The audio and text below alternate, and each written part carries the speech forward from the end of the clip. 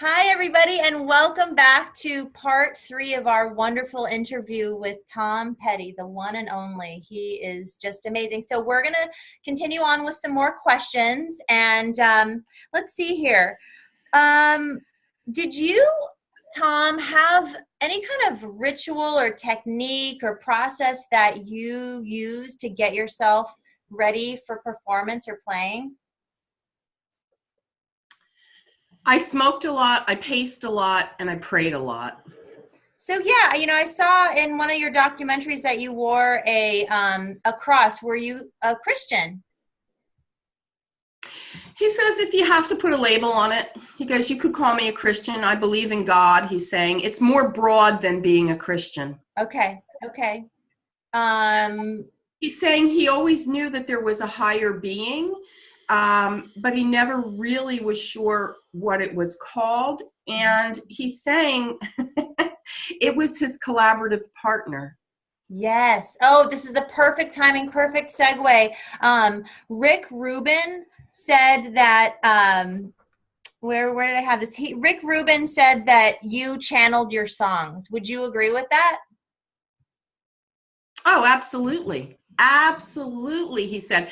He said when he sits down to write, and he's using sits down to write, let me point that out. When he sits down to write, it's fluid. It just pours out of him. He said y'all in the metaphysical world would call it automatic writing. Right, automatic writing. He said I could feel a situation in my life, talk to the big guy, the big kahuna, and get my pen out, and it would just flow.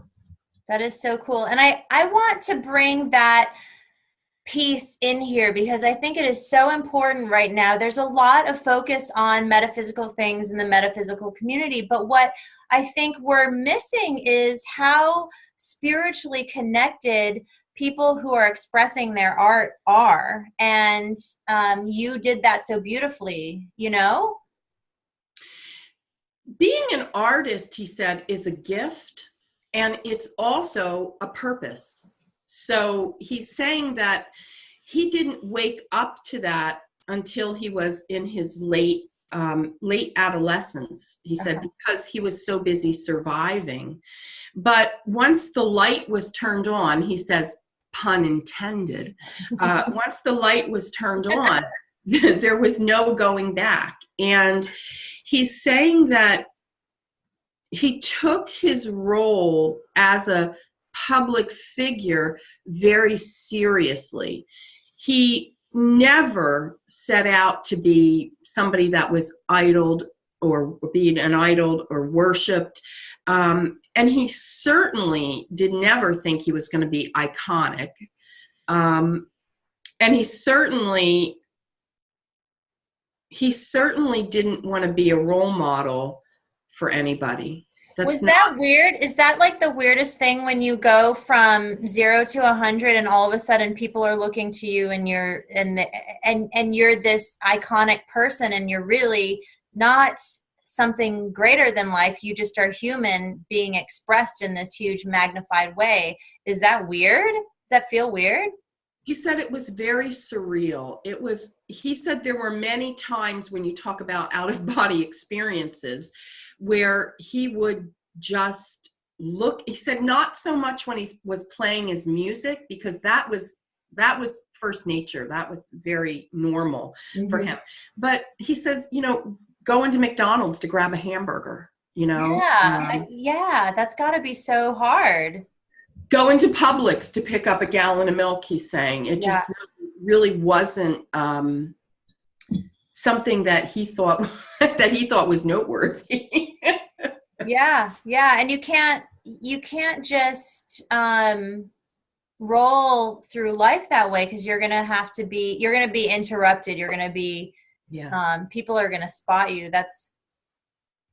I imagine that's tricky. He's saying it never really it never really impacted him in a negative way, because he was he was always just that guy. He's saying, I was always just the guy next door, you know, tinkering on my trucks, you know, sitting in the yard, jamming. And he's saying, I wasn't very social by nature. He said he's telling me that music made him the social butterfly, if you will. Because if you were to sit down and, you know, and I can attest to this as the channeler, he's not very, he's not flashy, he's not glossy, he's not a jabberbox, like blah, blah, blah, blah. He's very few words, but he gets to the point. And he's also saying that sometimes was a hindrance in his personal relationships.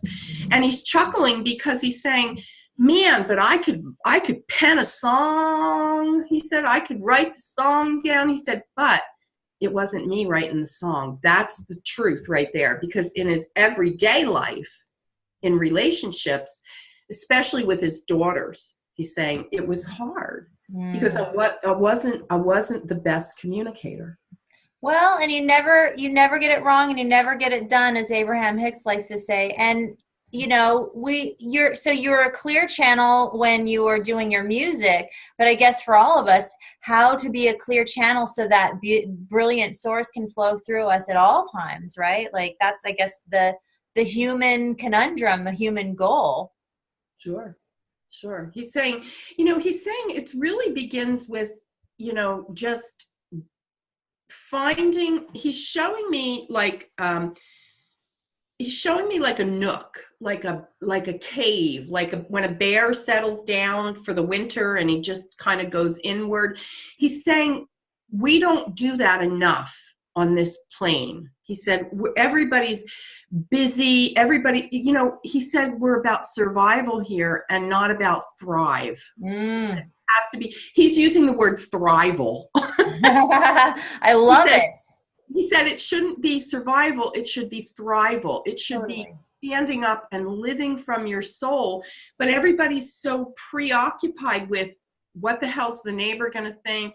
You know, how am I going to pull this off? You know, and everybody's going through the motion, he said. And it's interesting because he's showing me, he's got an aerial view, if you will, of life. And he's showing me, it literally, he says, is like the Christmas Carol when Ebenezer Scrooge goes and looks through his lives. He's saying it's literally like that when you when you cross over. When you first cross over. He goes, and now I kind of just have this overall perspective and I don't put right and wrong or good or bad in categories anymore. He said, you just don't. Yeah. He said, if there's one thing he would want to impart on humanity is stop judging. You don't know the soul's purpose for doing what it does, and just stop judging. Yeah, live the life, people. Yeah, and we judge ourselves, we judge each other, and there's so much more to enjoy. So I want to shift gears here a little bit, and I don't know why I keep asking this, but I think if you ever had an opportunity, the person I would love to have seen you perform with would be Alison Krauss. What do you think of Alison Krauss? Oh, she's brilliant. She's brilliant. She is a rare breed, rare breed. And he's also saying he loves Nora Jones. Oh, yeah. Good name. Nora Jones. Yes, he's saying that Alison Krauss is a storyteller. Yeah. And she's just a brilliant soul. He's saying soul. She is a channeler. Oh, is she? Oh, in her song? Mm-hmm. Oh, how cool. So, and I want to ask this too. Did you ever meet Led Zeppelin, the guys like Robert Plant and Jimmy Page and those guys? Casually. Yeah. What did you think of Led Zeppelin?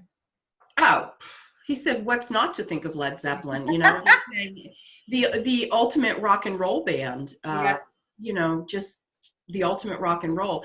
He's saying that the guitar player, phenomenal guitar player, and he's also giving accolades to Eric Clapton. Oh, Eric Clapton's phenomenal. You guys could have done some really beautiful stuff together. I see Eric Clapton. I could imagine you and Eric Clapton and Keith Richards really hitting it off. He's laughing because he says, I don't think Keith is ever coming. I know. The man can't, I mean, talk about living beyond his expiration date. It's amazing. He said he's a fucking cat. Keith, I love you. I love you. Sorry, hey. So you know what's funny too? It's what's so cool about this venue is people are going to start to realize that just because you're no longer in the physical body of Tom Petty, that you're still around, and all of you guys are still around, and you're so cool. And like I can't wait to interview people like Bon Scott from AC/DC and Chris Cornell. I just have a soft spot for Chris Cornell and Kurt Cobain. We're gonna have all of these people, you guys. I can't wait till you can come. But are there any big, huge jams that are going on in the spirit world where you guys are just getting all experimental and stuff? He's saying he wants to interject. There's somebody that was sorely misunderstood as a musician, and that was George Michael. Oh my gosh. Well, he's going to be on the show too. Tell us more about that. I'd love to hear. George was a very troubled soul, and George was a puppet. He said he doesn't want to speak for George, but he's saying from his perspective. Okay. And yes, he has crossed paths with George Michael. George was highly misunderstood, and George fell prey to wanting the light on him because of his such deep emotional wounds. And George sold out, is what he's saying. But when George realized that he sold out and he tried to come back, it was a early demise. It didn't last very long. But Tom is telling me that he feels like a father, a paternal figure to George. Oh, that is so cool. I mean, what a voice. And I think it's sort of, you can feel that. I could feel that about him because the talent is just so profound. And it seemed effortless to a certain degree too, but there was, it'll be really cool to talk to him. And George, we're interested in hearing your story for sure. And we love you. There's no judgment here. This is a judgment-free zone. We really want to share with humanity too that it is possible to hear all the nitty-gritty details and not to judge it. It's all powerful. And with that being said, we're gonna we have a few more minutes for part 3, but I want to talk about drugs and the influence that they played in your life for creativity, your creative expression. Did you use drugs for the creative process ever? I won't say I used it for the creative process. He said, I did smoke pot. He said, and I had a couple of years where I had heroin addiction. Okay. But I didn't use it for the creative process. I used it to numb myself. And he's saying when he was involved with the heavy stuff, as he's calling it, it was a very sad time in his life. And he just wanted to numb the pain. He's telling me that drugs were like M&Ms on the coffee table. Oh, yeah, I bet. So did he have a favorite, or did he have one that he liked a lot? Well, he liked them. He's saying now y'all call it medicinal marijuana. He goes, it was medicinal in the sense that it laid some chill on me. So marijuana, he said, and he's going back to talk about Mary Jane's Last Dance. He said there are people that will think Mary Jane's Last Dance is about marijuana. He goes, maybe in part it was, but it was mostly about my relationship with my first wife. He never got hooked into drugs in the way that he saw a lot of his peers and his co-creators, because he didn't have time to fuck around. He says, I needed to get this music out. He said there was something in my soul that would just drive and push. And it was like when anything got in my way, like drugs or fucked up people. He's saying, I just knew I didn't have time for it, and I just pushed them aside. Uh-huh. He's very, he doesn't have any regrets. Yeah, yeah. He So really doesn't. is that ambition something that was part of the biological being of Tom Petty, or is that part of the soul being of Tom Petty? He said it's hard to distinguish. He's Ah, saying because the soul determines the biology. And right, right. so, as a soul, he said, I knew check this and check that. He said, so I knew I wanted some things, but also he said that it was circumstantial. So the soul, as we talked about in part one of this interview with him, the soul signed up for certain things. He didn't know how, none of us know how it's going to manifest. Mhm. And all of a sudden, here he becomes this soul that's doing what it does, and it's part soul, part physiological, and it is the DNA that made him who he is. Mhm. But he's saying it's the soul DNA. Mhm. Do you contemplate the next life yet, or now, or? He said that's a great question, because when he was here on Earth, he said, I never thought about a next life. He goes, I was spiritual. He goes, but I never thought about a next life. So he said, I don't know what's next. I don't know what's next. He goes, I'm just chilling. And if I wish people could see what I see, because he's wearing a white t-shirt. He's got a long chain cross on it. He's got a black leather band on here, not a watch. And he's wearing some jeans, and he's got Converse on. So Good. It's a good look. I like that look. I'm just chilling, he says. And he's got a backward baseball cap on. I'm just chilling. That's so awesome. So let's see. Was there anything that you felt you didn't complete in this life that you wanted to? Oh, I didn't get to be a grandfather for long. Oh, so you were a grandfather though? Mm-hmm. Oh, that's super sweet. So, do you communicate with your family and come through in ways that might, maybe if we talk about it here today, they get a chance to watch, that they can be reassured or validated for having those experiences?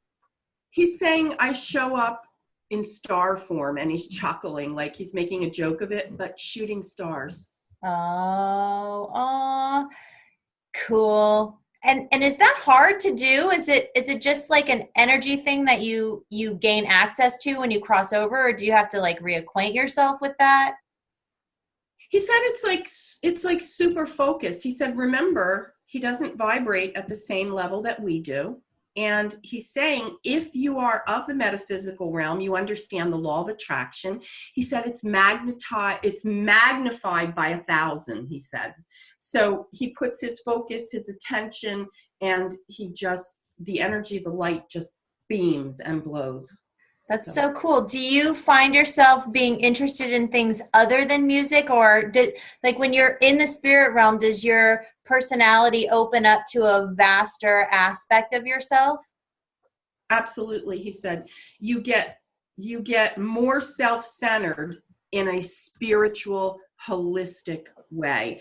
This is a pit stop, he's calling it. A pit stop where if you're thinking about the Indy, he's using the Indy car race. He goes, when they pull in the pit stop and they change the tires real fast, and he's saying, you got to see what's under the hood. You got to get in there. You got to look at every nook and cranny of yourself. And this is the place to do it, because you're taking your soul lessons and you're saying, Ah. where do I go next? This is part of the next journey. Oh, so it's introspective. It's an Mm-hmm. introspective time. Absolutely. He's saying absolutely. He said, but he goes, my life on earth was like that when I wrote music. Uh-huh. Uh-huh. That is so cool. Okay, so asked those questions. Let's see. We answered that. So let's see. And so when you came into this lifetime, What was your inspiration? Was there something in particular that you really were hoping to express or learn or do?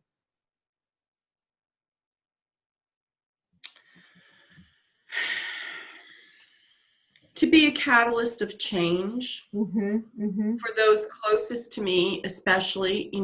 He's saying that there were soul contracts with the people that he incarnated with in this life. And he's saying for sure he would not be the success he was had it not been for the challenges in the beginning of his life. Wow. So he's very appreciative of the paternal energy that challenged him. That's incredible. So clearly no hard feelings. No, he's saying no. And at his life review, he had to make he's saying it's like when you go to AA, you kind of go through the 12 steps. He's making light of it, but not in a disrespectful way. It's Well, kind let's of like, talk about that more. We're going to close off part 3, and then we can start up with that. I'm sorry to interrupt you oh, cool. both. Okay, but so stay tuned, everybody. Don't forget to subscribe. We love you. Share and let the world know that we're doing this really cool project. And thank you for joining us. And we'll be back with part 4. Cheers. Cheers.